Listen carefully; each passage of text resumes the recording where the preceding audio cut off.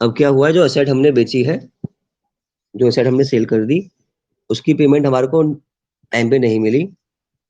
ठीक है, जब पेमेंट टाइम पे नहीं मिलती तो क्या करता है जो आपका वेंडर है, वो असेट को वापस ले लेता है। उसके लिए हम वर्ड यूज करते हैं repossession.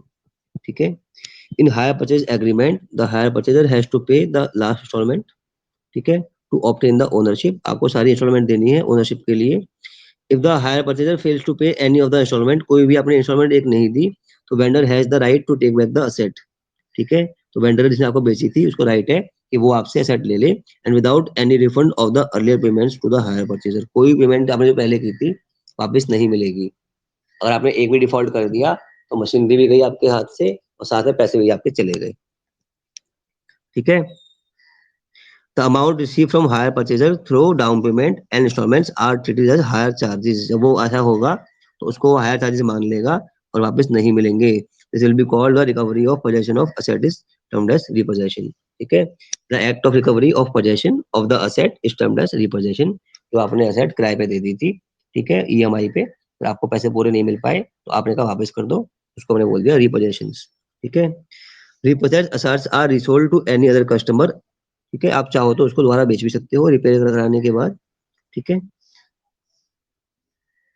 so accounting figures relating to repossessions are segregated from normal hire purchase entries। Repossession की जो एंट्री है वो हायर परचेज की एंट्री से अलग होती है। ठीक है, उसका नाम होता है गुड्स रिपोजेस्ड अकाउंट। जहां पर हम इसको डाल देंगे, पोस्ट कर देंगे, उसको बोलते हैं goods repossessed account. So for the repossession of assets the hire vendor can take back the whole of the asset और पार्ट। ये नहीं खाली पूरी असेट ले, एक पार्ट भी ले सकता है, जैसा इन दोनों में एग्री हो जाए, डिपेंडिंग अपॉन द एग्रीमेंट। ठीक है, जरूरी नहीं है कि पूरी ले। जब वो पूरी वापस ले लेगा उसको हम बोलेंगे कंप्लीट रिपोजेशन। तो वो एक पार्ट लेगा उसको बोलेंगे पार्शियल रिपोजेशन। मान लो आपने दो मशीनरी बेची है, उसको दोनों वापस ले ली तो कंप्लीट रिपोजेशन, और अगर एक वापस ली है तो पार्शियल रिपोजेशन। ठीक है, तो ये हम पढ़ेंगे। आज हम बात करेंगे पार्शियल रिपोजेशन की। एक क्वेश्चन करेंगे पार्शियल रिपोजेशन का, एक क्वेश्चन करेंगे पार्शियल रिपोजेशन का। हाँ मम्मी। चलिए चलते हैं आगे। ये है आपका पहला क्वेश्चन। ठीक है, ये है पार्शियल रिपोजिशन का क्वेश्चन हम कर रहे हैं, कंप्लीट का नहीं कर रहे। यानी सीधी बात है कि असेट पूरी की पूरी वापस ना लेके कुछ एक पार्ट वापस ले लिया है। ठीक है, क्वेश्चन आपके सामने है। X limited purchase 3 milk van, 3 milk van खरीदी है उसने, एक नहीं 3 खरीदी है, फ्रॉम सुपर मोटर। ये है आपका higher vendor, costing 75,000 rupees each, and देखिए 75,000 इंटू 3 करोगे तो आएगा 2.25, 2,25,000 रुपए आपका आ जाएगा अमाउंट असेट्स का। ठीक है, payment was to be made 45,000 down, ये आपने कर दी डाउन पेमेंट। तो 225 में से आप 45,000 माइनस करोगे तो बचेगा 180, 1,80,000 रुपीज। ये देने हैं आपको किस्तों में, और वो है आपकी इक्वल इंस्टॉलमेंट। तो आप डिवाइड कर दोगे 1,80,000 को 3 से, तो आ जाएगा 60,000 रुपए। आपको 60,000 रुपए हर साल देने हैं, और प्लस देना है इंटरेस्ट, और वो है एट द रेट ऑफ 9%। ठीक है, आपको देना है interest at the rate of 9%। फिर क्या दे रखा है आपको, डेप्रिसिएशन इज 20%, और मेथड कौन सा है उस पर, diminishing balance method. You have to pay interest on diminishing balance method. ठीक है, it paid the instalment at the end of first year, की पहले साल की पेमेंट कर दी but could not repay the next amount. है ना, पहली तो दे दी और दूसरी वाली नहीं दे पाया। अब क्या होगा, पंगा, अपंगा हो गया, डिफॉल्ट बोलते हैं इसको। तो अब क्या करेगा, जो आपका हायर वेंडर है आपसे कहेगा असेट वापस करो मेरी। तो super motor agreed to leave one milk van with the purchaser. उसने कहा ठीक है, एक काम करो, तुम गरीब आदमी हो, तुमने पेमेंट नहीं की, कोई बात नहीं, तुम एक तो रख लो, तुम्हारा काम चलता रहे, खाते पीते रहो उससे, और दो वापस कर दो मेरे को। तो दो असेट उसने वापस ले लिया आपसे और एक छोड़ दिया आपके पास, तो ये है आपका पार्शियल रिपोजेशन। ठीक है, adjusting the value of the other two milk van against the amount due. अब उसने क्या बोला कि जो मिल्क वैन थी वो मैं ले लेता हूँ, उसको मानता हूँ कि मैंने कैश आ गया, जो अमाउंट है वो काट दिया उसने अपने आउटस्टैंडिंग अमाउंट के अंदर से। वो मैं आपको बाद में एक्सप्लेन कर दूंगा कैसे किया वो। ठीक है, the milk vans were valued on the basis of 30% depreciation annually. जब उसने मिल्क वैन को वापस लिया आपसे तो जो उसने वैल्यू निकाली, वो निकाली 30% डेप्रिसिएशन एनुअली ऑन WDV। ठीक है, उसने क्या बोला, मैं एसेट आपसे वापस लूंगा और उसकी जो प्राइस होगा वो होगा 30% depreciation annually on WDV method. ठीक है। और लास्ट में क्या किया, एक्स ने पेमेंट कर दी 3 महीने के बाद, तो डिफॉल्ट किया सेकंड ईयर में, तो सेकंड ईयर के 3 महीने के बाद क्या किया, पूरी पेमेंट जो बची हुई थी वो कर दी। ठीक है, तो ये क्वेश्चन आपके सामने हो गया पूरा। अब आपसे पूछा है pass the entries and show the relevant accounts in the books of X limited, यानी कि परचेजर हायर परचेजर की बुक में क्या एंट्री होंगी इन सब की। तो फटाफट देख लेते हैं एंट्रीज। ये है आपकी एंट्रीज स्टार्टिंग से। ठीक है, entries in the book of hire purchaser. पहली एंट्री आपको पता है एसेट आएगी आपके पास, एसेट को आने की एंट्री करेंगे। तो मेरे पास परचेज की तो क्या एंट्री की, मेरे van account debit to vendor account, debit what comes in और क्रेडिट द गिवर। गिवर कौन है, वेंडर। तो ये 75,000 इंटू 3 मैंने बताया था आपको, 225 असेट को खरीदने की, बहुत सिंपल एंट्री है ये तो। फिर है डाउन पेमेंट की एंट्री, जब आप डाउन पेमेंट करोगे, ठीक है, तो डेबिट द रिसीवर, वेंडर पैसे को पैसे मिलेंगे तो को डेबिट कर दिया वेंडर को, और credit ward goes out, bank account को क्रेडिट कर दिया। और पहली हमने डाउन पेमेंट की है 45,000 रुपए की, ये क्वेश्चन में गिवन है, ये निकाली नहीं है, गिवन है। ठीक है, तो ये था, तो कोई दिक्कत है ही नहीं। अब फर्स्ट ईयर का एंड, तो कोई दिक्कत नहीं है, पहले इंटरेस्ट देंगे उसको, इंटरेस्ट खर्चा होता है। तो ये आपका 180,000 कैसे आया था, 225, ठीक है, 2,25,000 माइनस 40, ओ कितना दिया है हमने, ये 45,000 जो अभी दिखाया था ऊपर, तो 180,000 इस पे दिया इंटरेस्ट 9% से, ये निकाल लिया, तो ये आ गया 16,200। ये इंटरेस्ट आ गया आपका, इंटरेस्ट खर्चा है तो डेबिट कर दिया, देना किसको है, वेंडर को, तो क्रेडिट कर दिया। ठीक है, वेंडर को पैसे मिल गए तो वेंडर अकाउंट डेबिट, ठीक है, डेबिट द रिसीवर का रूल, तो क्रेडिट वार्ड को आउट, बैंक से पैसे चले गए तो बैंक अकाउंट को क्रेडिट कर दिया हमने।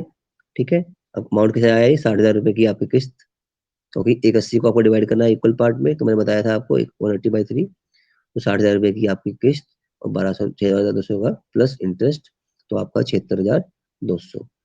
ये आपका पहला साल चल रहा है अभी, और आपने पहले इंटरेस्ट को चार्ज किया और जो पेमेंट थी वेंडर को कर दी। अब लास्ट काम आपको चार्ज करना है डेप्रिसिएशन, खर्चा होता है तो डेबिट कर दिया। ठीक है, असेट का खर्चा है ये, तो मिल्क पेन अकाउंट, क्योंकि इसकी वैल्यू कम हो गई, depreciation account debit to milk van account, ये डेप्रिसिएशन की एंट्री है। और अमाउंट है 20%, तो 2,25,000 का निकालोगे आप 20%, तो आएगा 45,000 रुपये। ठीक है, तो ये 45,000 रुपये आ गया आपके पास। ठीक है, और फिर याद रखना है आपको, जो इंटरेस्ट का अमाउंट है और जो डेप्रिसिएशन का अमाउंट है, ये चार्ज करना है पीएल अकाउंट से, प्रॉफिट एंड लॉस अकाउंट को डेबिट कर दिया इसीलिए, और टू डेप्रिसिएशन अकाउंट और टू इंटरेस्ट अकाउंट। ये अमाउंट कैसे आया, 45,000 रुपये डेप्रिसिएशन के, 16,200 रुपये आपके इंटरेस्ट के, इन दोनों को ऐड किया 61,200, फर्स्ट ईयर की एंट्री क्लियर हो गई। अब हम जा रहे हैं सेकंड ईयर में, जब हमारी एसेट को रिपरचेज कर लिया उसने, तो at the end of second year पहले एंट्री करेंगे डेप्रिसिएशन की, तो ये एंट्री है आपकी, depreciation account debit to milk van account. ठीक है, एंट्री रिपीट हो गई, सेम एंट्री है, और अमाउंट चेंज हो गया इस बार, क्योंकि अमाउंट क्या है आपका, ऑन डिमिनिशिंग बैलेंस मेथड, 2,25,000 की आपकी थी, और 40,000 45,000 का आपका लग गया था इंटरेस्ट, आपको डेप्रिसिएशन याद हो तो आपको, बचे 180, अब उसका फिर से निकाला आपने 20%, तो फिर कितना आएगा आपका 36,000 रुपये। ठीक है, 2,25,000 की थी, 45,000 रुपीज था आपका फर्स्ट ईयर का डेप्रिसिएशन, बचे 180 का 20%, 36,000 रुपये। अब बात करते हैं आपके इंटरेस्ट की। इंटरेस्ट था आपका किस पे, अमाउंट ड्यू पे, पहले आपके 180 ड्यू थे, आपने 60 की पेमेंट कर दी थी, बचे 1,20,000, तो उस पे लगा आपका 9% इंटरेस्ट, तो वो आया 10,800। इंटरेस्ट खर्चा है तो डेबिट किया, वेंडर को देने उसे क्रेडिट किया, पर पेमेंट नहीं कर पाए, डिफॉल्ट हो गया, याद है तो आपको, डिफॉल्ट हो गया यहाँ पे। जब डिफॉल्ट हो गया तो क्या एंट्री होगी डिफॉल्ट होने पे, ठीक है, तो डिफॉल्ट जब हुआ तो हमारे पास में क्या बचा, एक तो बची मिल्क पेन, ठीक है, और वेंडर उसको पेमेंट करनी थी। तो क्या हो रहा है डिफॉल्ट के अंदर, जब उसने बोला कि मैं आपकी दो मशीनरी दो दो वैन ले जाऊंगा, आपकी दो वैन ले जाऊंगा, दो वैन की कॉस्ट कितनी है आपकी, 1,50,000 रुपए। उसने कहा दो वैन मैं आपसे वापस ले रहा हूँ, तो 1,50,000 रुपए वापस ले रहा है, लेकिन उसने कहा मैं उस पर काटूंगा डेप्रिसिएशन 30% एनुअली, 30% एनुअली। तो फर्स्ट ईयर लगाया 30%, 150 का 45,000, अब बचे आपके पास 1,05,000, अब इस पे फिर लगाया 30%, तो आया 31,500। तो यानी कि उसने जो कॉस्ट थी वैन की, उससे फर्स्ट ईयर का डेप्रिसिएशन 30% और सेकंड ईयर का डेप्रिसिएशन 30% काटा। ठीक है, तो ये क्या है आपका ऑन डिमिनिशिंग बैलेंस मेथड, ये है WDV के ऊपर, तो अमाउंट इसलिए अलग आ रहा है ये डेप्रिसिएशन ही, ये काट दिया, अब जो वैल्यू बची उस पे उनको ले गया, यानी कि आपके इतने रुपए उसने माफ कर दिए, ठीक है। तो सुपर मोटर्स को हमने डेबिट कर दिया, जिस अमाउंट से वो एसेट को ले गया, वो अमाउंट था 73,500, cost less depreciation at the rate of 30% WDV method, ठीक है। लेकिन हमारे पास से क्या गया, हमें देखना कि हमारा कितना नुकसान हो गया इसके अंदर भाई। हमारे पास से क्या गई, मिल्क वैन गई, ठीक है। कितने की कॉस्ट है मिल्क वैन की, 3 की मिला के है 2,25,000, उस पे लगाया था डेप्रिसिएशन फर्स्ट ईयर में, अभी देखो 45,000 रुपीज, अभी लगाया कितना 36,000, अभी लगाया ना इससे पहले वाली एंट्री में, आपको ध्यान हो तो, ये रहा, है ना, ये वाला। तो जो हमारी मिल्क वैन थी 2,25,000 की थी, 3, उस पे लगाया फर्स्ट ईयर में 45,000 का डेप्रिसिएशन, और सेकंड ईयर में 36,000 का डेप्रिसिएशन, क्योंकि ये 3 मशीनरी की वैल्यू आ रही है, तो अब निकालेंगे 2 की, क्योंकि 2 की उसने वापस ली है, या आप 2 की अलग से भी निकाल सकते हो, 1,50,000 माइनस 20% डेप्रिसिएशन, यानी कि 30,000, ठीक है। अब बचे 1,20 और फिर से 20% डेप्रिसिएशन, तो आप करोगे 24,000 माइनस, ठीक है। ये अगर दो का निकालना चाहते हो तो 2 का अलग से भी निकाल सकते हो, मैंने 2 का अलग से निकाल के दिखाया है ना। तो 30,000 और 20,000 54,000 माइनस कर दोगे 1,50,000 में से, तो भी यही अमाउंट आएगा, डरने की जरूरत नहीं है। आप तीनों का साथ कर सकते हो, ओके, ये सब निकाल रखा है, ये निकाल रखा है, ये निकाल रखा है, ये गिवन है, तो इससे थोड़ा टाइम बच जाएगा आपका, इसका 2/3 कर दिया, वरना आप 2 का अलग से निकाल सकते हो। तो ये आ गया 96,000 रुपीज, जो आपकी एसेट गई उसकी बुक वैल्यू थी 96,000 रुपए, जो ली उसने 73,500 पे, तो बाकी जो डिफरेंस बच गया वो आपका लॉस है, वो आपने चार्ज किया प्रॉफिट एंड लॉस अकाउंट से, ये आपका नुकसान हो गया 22,500 का, पीएल अकाउंट से चार्ज कर दिया आपने, ठीक है। अब लास्ट ईयर का एंट्री होगी आपकी थर्ड ईयर में, आप फिर लगाओगे डेप्रिसिएशन, ठीक है। अब आप पे सिर्फ और सिर्फ क्या बची है, एक बची है आपके पास इस समय, सिर्फ और सिर्फ एक एसेट बची है, ठीक है, वो 75,000 रुपीज की थी, है ना, दो ले ली वापिस, उस पे लगा 20% डेप्रिसिएशन, तो कितना बचा 60,000, फिर लगा 20% डेप्रिसिएशन, तो बचे इसमें से 48,000 रुपीज बच गए आपके पास, 12,000 का कट गया।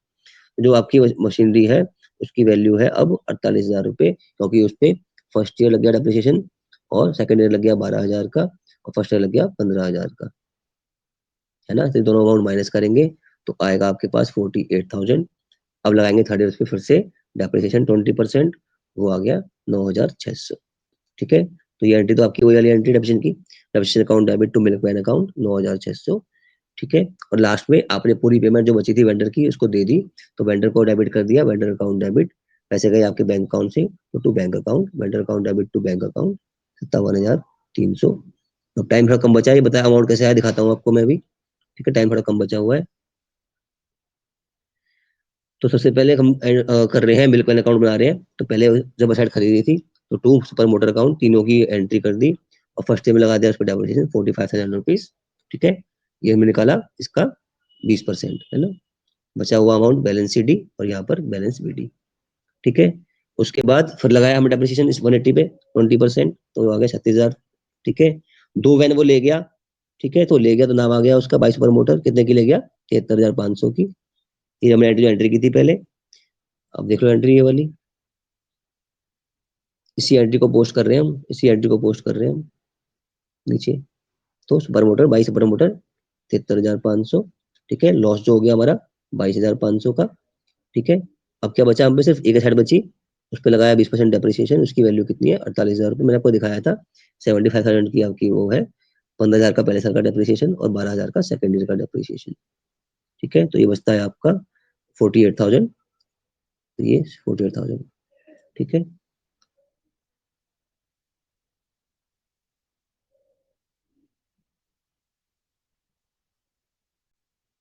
अब हम बना रहे हैं वेंडर्स अकाउंट, जिसको हमने वो अकाउंट दे दिया, ठीक है। तो पहले उससे हमने मिल्क वैन ली, तो बाई मिल्क वैन अकाउंट, उसको पहले इंस्टॉलमेंट दी, डाउन पेमेंट 75,200 की, वो 15,000 रुपए की, वो उसको दे दी हमने। लेकिन जो अमाउंट बचा आपका 180, अब जो बैलेंस बच गया आपका 180, उस पे इंटरेस्ट, ठीक है, 9% से 16,200, तो पेमेंट की आपको आपने उसको ईयर एंड में 60,000 की पहली किस्त, 180 का थर्ड पार्ट, और 16,200 रुपए का इंटरेस्ट, सब मिला के 76,200, ये आपने इसको दे दिए। अब बचे उसका बैलेंस सी डी 120, ये नेक्स्ट ईयर में बैलेंस बी डी 120, इस पे 9% इंटरेस्ट 10,800, ठीक है।